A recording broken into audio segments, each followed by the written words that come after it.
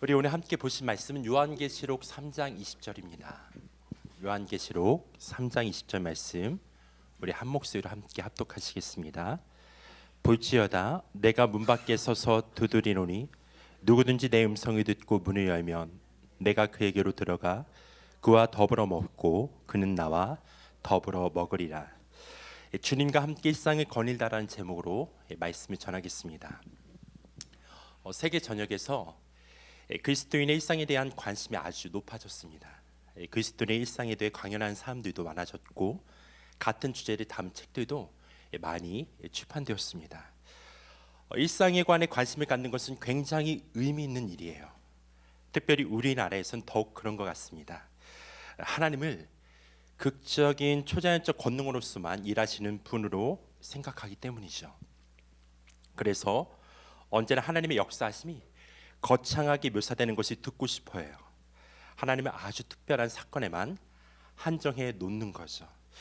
물론 하나님의 특별한 사건에서 배제시켜서는 안 됩니다. 성경과 교회 역사에는 하나님의 아주 놀라운 능력으로 임하신 사건들이 얼마나 많은지 모릅니다.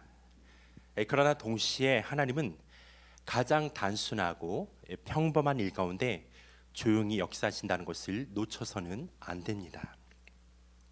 하나님은 이 세상에서 벗어나 멀리 계시다가 특별한 사건에만 함께 하시는 게 아니라 언제나 인간과 함께 하시면서 평범한 일상 속에서 우리와 함께 하시는 임마누엘 하나님이세요.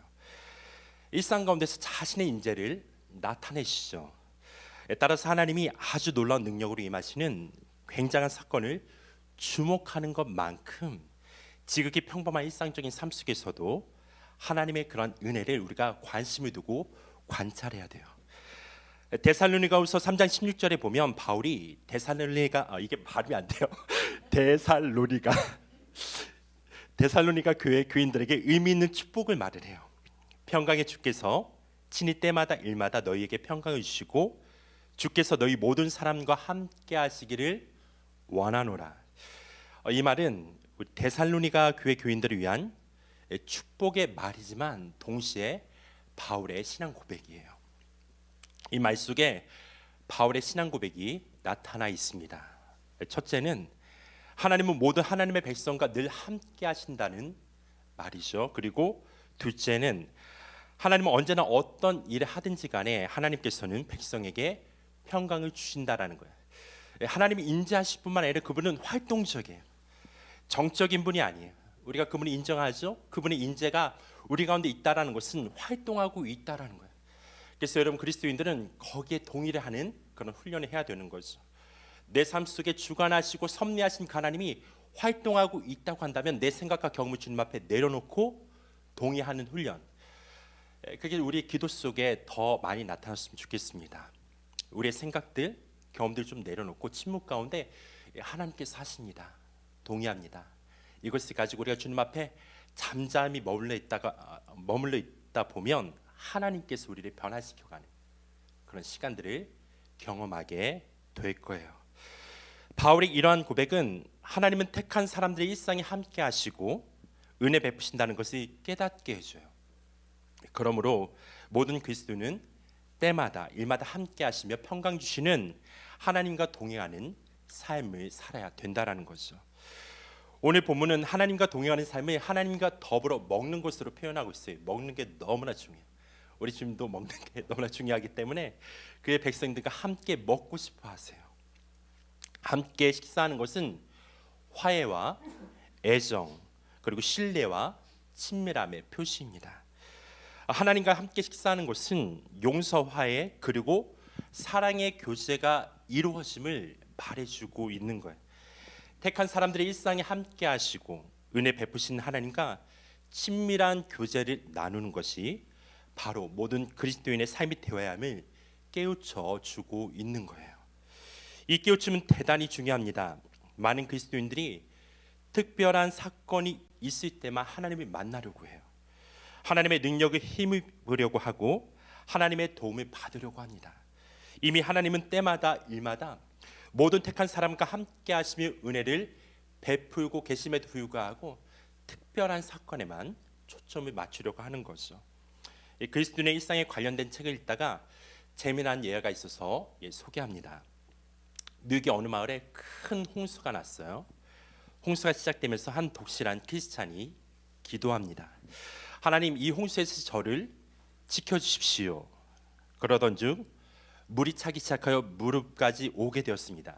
친구들이 카누를 타다가 지나가다가 이 독실한 크리스천에게 말해요.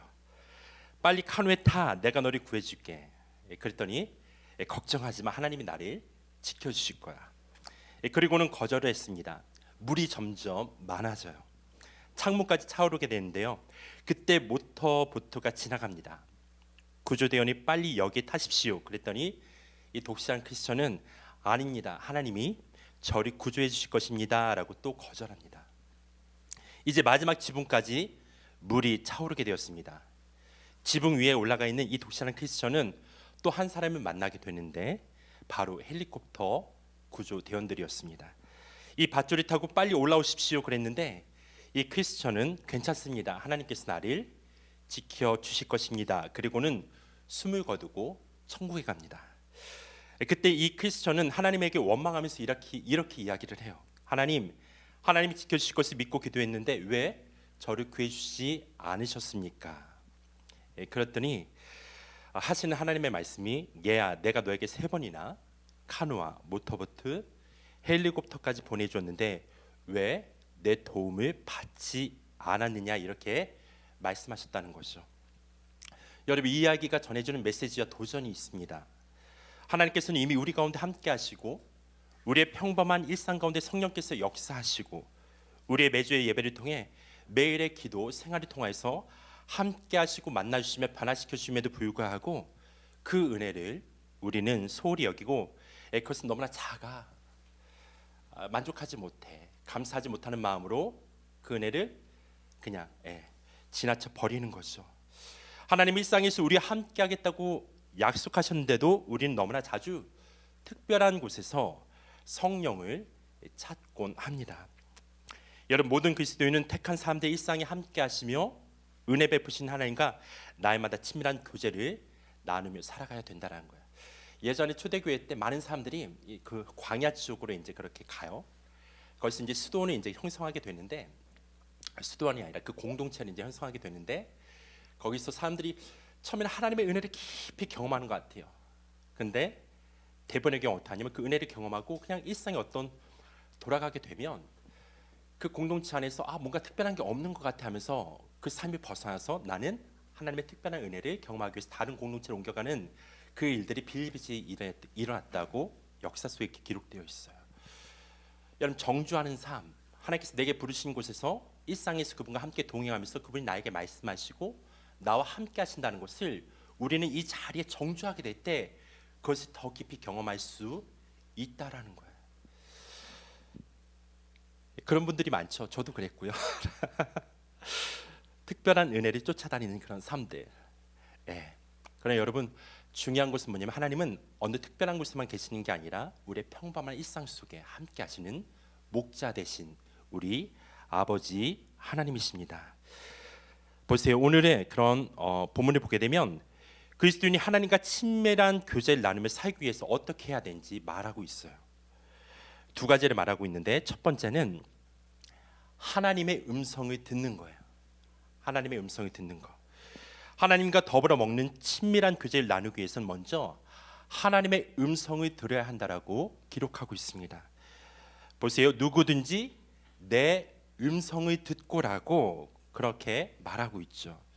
요한복음 8장 47절입니다. 하나님께 속한 자는 하나님의 말씀이 듣나니 너희가 듣지 아니함은 하나님께 속하지 아니하였음이니라.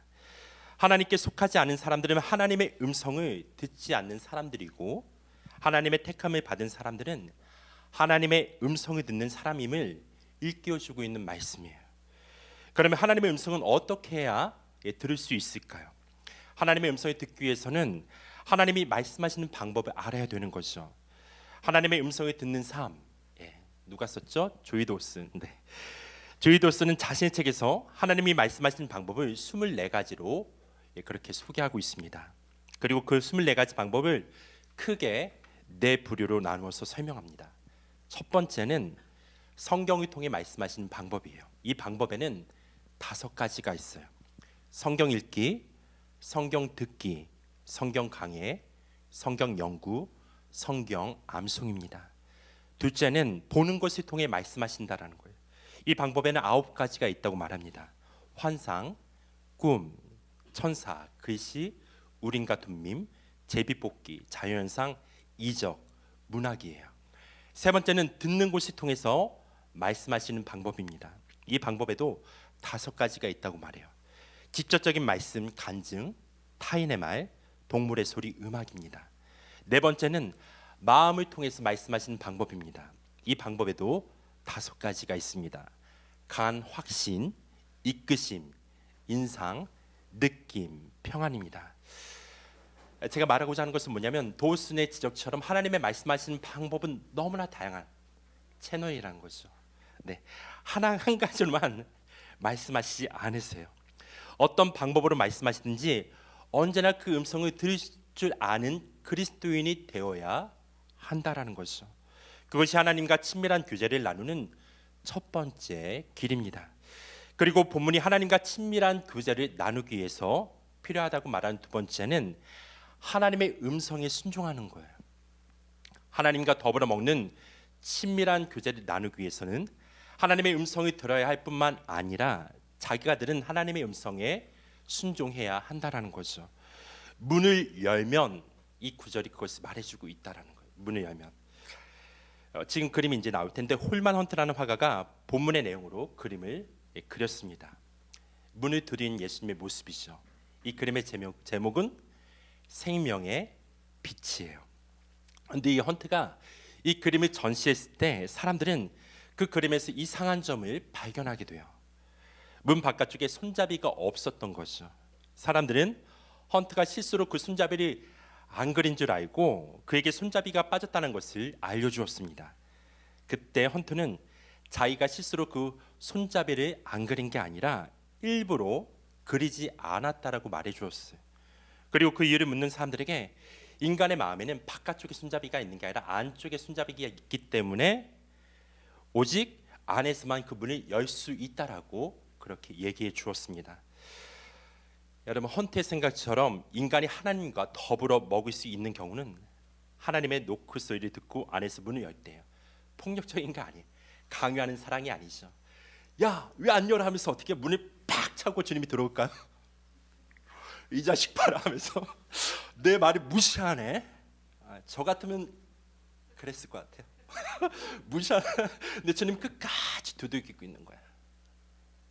음성을 들어요. 그러나 음성을 듣지만 순종하지 아니하는 모습. 우리 마음속에서 문을 열어야 되는데 열어 제껴야지 그분이 나와 함께 더불어 먹고 그분과 함께 동행할 수 있는데 꾹꾹 그냥 그 자물쇠를 채워놓고 열지 않는다라는 거죠. 갑자기 제가 예전에 소윤이 방인가 광 찼던 기억이 나와서 밥 먹어. 왜 안 먹어? 막 이러면서 막 이렇게 화를 막 돋고 있대. 그래서 똑똑똑똑 해야 되는데 어떻게 하죠? 발로 막 차. 그런 적은 없고요. 하여튼 그 사랑에 주님께서 어떻게 한다고 우리한테 계속 인격적으로 두들기고 있다라는 거죠. 여러분 하나님의 음성을 듣는다는 것 자체가 너무나 감격스러워요. 그러나 그 감격만으로 하나님과 친밀한 교제를 나눌 수가 없다라는 거죠. 어떤 변화도 일어나지 않습니다. 오직 하나님의 음성에 순종할 때에만 모든 것이 가능하다는 거예요. 그러므로 모든 그리스도인은 하나님의 음성에 순종해야만 한다는 거죠. 성경적으로 하나님의 음성에 순종해야 하는 이유가 다양합니다. 우선 순종은 경외의 표현이기 때문입니다. 창세기 22장 12절에 보면 하나님의 사자가 이삭을 하나님께 제물로 바치려고 하는 아브라함에게 이렇게 말해요. 그 아이에게 내 손이 대지 말라. 그에게 아무 일도 하지 말라. 내가 내 아들 내 독자까지도 내게 아끼지 아니하였으니 내가 이제야 내가 하나님을 경외하는 줄을 아노라. 아브라함의 순종을 통해 그가 진정으로 하나님을 경외한다라고 하나님은 그에게 말씀해주고 있어요. 그리고 하나님의 음성에 순종해야 하는 두 번째 이유는 순종은 사랑의 표현이기 때문입니다. 요한복음 14장 15절에 보면 예수님이 말씀하시기를 너희가 나를 사랑하면 나의 계명을 지키리라 그렇게 말씀하고 있죠. 같은 요한복음 15장 10절에서도 내가 아버지의 계명을 지켜 그의 사랑 안에 거하는 것 같이 너희도 내 계명을 지키면 내 사랑 안에 거하리라 그렇게 말씀하고 있어요. 모두 사랑은 계명에 대한 순종을 통해 구체화됨을 일깨워주고 있다라는 거예요. 사랑은 추상적이거나 관념적인 게 아니라는 거예요. 우리 삶 속에 나타나는 거죠. 그래서 요한일서 5장 3절에는 하나님을 사랑하는 것은 이것이니 우리가 그의 계명들을 지키는 것이라 그렇게 말씀하고 있다라는 거예요. 그리고 인간이 하나님의 음성에 순종해야 하는 세 번째 이유는 순종은 하나님의 뜻을 이루는 도구가 되기 때문입니다. 에스더 4장 14절에 보면 민족을 구하기 위해 왕 앞에 나아가야 함에도 불구하고 주저하는 왕후 에스더에게 그의 삼촌 모르드게가 이렇게 말합니다. 이때 내가 많이 잠잠하여 말이 없으면 유다인은 다른 데로 말미암아 노임과 구원을 얻으려니와 너와 내 아버지 집은 멸망하리라. 내가 왕위의 자리를 얻은 것이 이때를 위함이 아닌지 누가 알겠느냐. 하나님의 뜻을 이루는 것은 순종을 통해서임을 깨닫게 해주는 말씀이죠. 이처럼 순종은 하나님의 뜻을 이루는 도구가 되게 함으로써 인간은 하나님께 순종하게 될 때에 하나님의 뜻이 이 땅 가운데 펼쳐질 수 있다라는 거예요. 이게 좀 빨리 진행할게요. 그러면 인간이 하나님의 음성을 들었을 때 어떻게 순종해야 될까? 어떻게 순종해야 될까? 성경적 순종이 이 세 가지 기준으로 말할 수 있다라는 거예요. 우선 즉각적으로 순종해야 한다라고 말하고 있습니다. 시편 119편 60절에 보면 다윗 왕은 고백하기를 주의 계명을 지키기에 신속히 하고 지체하지 아니하였나이다 그렇게 말하고 있어요. 주의 말씀에 순종하는 데는 지체하지 않아야 함을 깨우쳐주는 고백입니다. 주님의 말씀에 순종하기를 지체하지 않는 모습은 아브라함에게서도 나타나요. 창세기 17장 23절입니다. 이 아브라함이 하나님이 자기에게 말씀하신 대로 이날에 그 아들 이스마엘과 집에서 태어난 모든 자와 돈으로 산 모든 자 곧 아브라함의 집사람 중 모든 남자를 데려다가 그 표피를 베었으니 하나님이 할례를 행하려고 한 바로 그날에 모든 남자에게 할례를 행한 아브라함의 모습은 주의 말씀에 즉각적으로 순종한 그런 좋은 본을 보여주고 있습니다. 예수님의 제자들도 마찬가지였죠. 마가복음 1장 16절 이하에 보면 예수님이 갈릴리 호수를 지나가시다가 어부들인 시몬과 그 형제 안드레가 바다에 금을 던지는 것을 보시고 나를 따라오라 내가 너희로 사람이 낚는 어부가 되게 하리라 그렇게 말씀하고 있어요. 제가 이 말씀을 가지고 최근에 나를 따라 보네포의 책을 다시 한번 읽는데 쉽지 않다. 보네포는 그렇게 얘기를 하더라고요. 나를 따라 명할 때 하나님께서 너의 감정이 어떻냐? 휴지 좀 내. 감사합니다.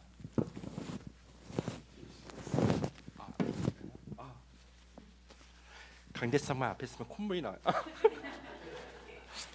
이게 습관적으로 콧물이 나오는 것 같아요. 나를 따르라 명할 때 너의 감정을 묻지 않았다라는 거야. 너의 생각도 묻지 않고 네가 어떻게 살아왔는지 그걸 묻지 않았다. 그냥 따라. 그렇게 얘기를 하고 있는 거예요. 나를 따를 때 죽으라 그렇게 말씀하시는 것과 동일하다 얘기를 하더라고요. 그러니까 너의 생각과 너의 경험들 아니 그게 중요한 게 아니야. 그냥 그 말씀에 순종하는 게 중요한 거야. 그게 제자도라고 얘기를 하고 있는 거죠. 잠시만요. 지금 좀만 더 생각해보고 우리 그럴 때 많잖아요. 제가 그럴 때 많잖아요. 좀 더 생각해보자. 그러면 어떻게 하죠? 내 생각에 설득당하지고 합리화시키고 그러면서 주님 좀 지금은 아닌 것 같아요. 얘기할 때가 있죠. 예수님은 또 조금 더 가시다가 그물을 깃고 있던 세베대 아들 두 아들에게 야고보와 요한도 부르세요. 그러자 그들도 곧 모든 것을 버리고 예수님을 따랐습니다. 그리고 마태복음 9장 9절에 보게 되면 예수님이 세관에 앉아 있는 마태를 보시고 나를 따르라 그렇게 말씀하셨을 때 마태도 바로 그 자리에서 일어나 예수님을 따랐습니다. 그리고 성경적 순종의 두 번째 기준은 온전하게 순종하는 거예요. 이것은 신명기에 잘 나타나 있습니다. 5장 32절과 33절입니다. 그런즉 너희 하나님 여호와께서 너에게 명령하신 대로 너희는 삼가 행하여 자로나 우로나 치우치지 말고 너희 하나님 여호와께서 너희에게 명령하신 모든 도를 행하라. 그리하면 너희가 살 것이요 복이 너희에게 있어서 너희가 차지한 땅에서 너희의 날이 길리라. 또한 7장 12절입니다. 너희가 이 모든 법도를 듣고 지켜 행하면 내 하나님 여호와께서 내 조상들에게 맹세하신 언약을 지켜 내게 인애를 베푸실 것이라. 11장 8절이에요. 그러므로 너희는 내가 오늘날 너에게 명하는 모든 명령을 지키라. 그리하면 너희가 강성할 것이요 너희가 건너가서 차지할 땅에 들어가서 그것을 차지할 것이라. 보세요. 신명기 9절에는 모든이라는 단어가 강조되어 있어요. 부분적인 게 아니에요. 그렇죠? 모든이에요. 모든이란 그런 단어를 강조한 것은 온전하게 순종해야 함을 말해주고 있습니다. 그리고 마지막으로 성경적 순종의 세 번째 기준은 기쁨으로 순종하는 거예요. 이사야 64장 5절 말씀에 보면 주님은 기쁘게 의를 행하는 자와 주의 길에서 주를 기억하는 자를 선대하신다라고 말하고 있습니다. 주님의 말씀에 기쁨으로 순종하는 자가 주님의 은혜를 받을 수 있다라는 말씀이에요. 그래서 출애굽기 35장 29절에 보면 광야에서 성막을 지을 때 사람들이 자원하는 심령으로 그 가진 것들을 모두 다 내어놓죠. 그런 즐겁게 하나님 앞에 헌신하게 될 때에 하나님도 얼마나 기뻐하시겠어요. 근데 억지로 따라가는 것도 되게 좋은 것 같아요. 억지로 따라가야죠. 그러나 우리의 마음은 어떻게 기쁨과 즐거움으로 우리의 삶을 주님 앞에 드리게 될 때 하나님께서 그 삶을 통해서 놀라운 일들을 또 우리 일상 가운데 하나님의 뜻을 이루어가실 줄 믿습니다. 이처럼 하나님의 음성을 듣고 즉각적으로 온전하게 그리고 기쁨으로 순종해야 하나님과 친밀한 교제를 나눌 수 있다라는 거예요. 하나님은 우리를 어떻게 해요? 선대하기를 원하시고요, 복 주시기를 원하고요, 더욱더 친밀한 그 관계로 우리를 부르시고 초청하고 있어요. 다시 한번 우리의 마음 문을 열어 제껴야 돼요. 그 음성 가운데 순종해야 돼요. 지금도 하나님 말씀하고 계십니다. 이 말씀 가운데 우리가 믿음으로 화답하며 나아가게 될 때 하나님은 그 사람의 삶 가운데 임재하시고 역사하실 줄 믿습니다. 결론을 맺겠습니다. 사람들은 특별한 사건이 있을 때만 하나님을 만나려고 합니다. 특별한 사건이 있을 때만 하나님의 능력을 힘입으려고 하죠. 제가 최근에 읽었던 책 중에서 또 하나는 그 테레사, 마트 테레사 말고요, 그 테레사의 자서전이 있어요. 또 일기 쓴 그 영성가 예전에 갑자기 무슨 테레사죠? 아빌라의 테레사. 감사합니다. 아빌라의 테레사. 이제 그 사람이 쓴 책을 그 하여튼 이렇게 추천 뭐 도서가 있어갖고 사서 구입해서 읽었는데 거기에 보게 되면 중세 때 이 테레사도 이제 하나님과 친밀한 깊은 임재 가운데 들어가잖아요. 근데 이게 앞에서 섰다가 공중부양을 하게 되는 거예요. 아니 그 기록에 남아 있더라고요. 그 중세 때 공중부양 했던 사람들이 그렇게 많더라고요. 근데 거기 내가 왜 웃었냐면 그걸 보면서 밑에 있던 수녀들이 막 달려나와요. 달려나서 테레사가 공중부양하자요. 발이 잡아요. 끄집어내 가지고 그 표현이 있어요. 그 책에. 근데 테레사가 얘기한 건 뭐냐면 공중부양이 중요한 게 아니다. 그러니까 결론은 그거였어요. 그 책에 보면 어떤 특별한 어떤 체험이나 이게 아니라 정말 하나님과 인격적인 만남, 하루하루 살아가면서 그분과 동행하는 거, 이것을 강조해요. 그런데 그분은 특별한 또한 그런 체험을 하게 됐지만 여기에 대해서 큰 관심을 두지 않았습니다. 여러분, 하나님은 여러분 삶 가운데 때마다 일마다 함께 하시며 은혜를 베푸시는 분이세요. 잠자는 자여 죽은 자들 가운데서 깨어 일어나서 주의 음성을 듣게 되지어다. 언제나 우리와 함께 하시며 은혜 베푸시는 하나님과 일상생활에 친밀한 교제를 살아가는 우리 모두가 되기를 주님의 이름으로 축원합니다.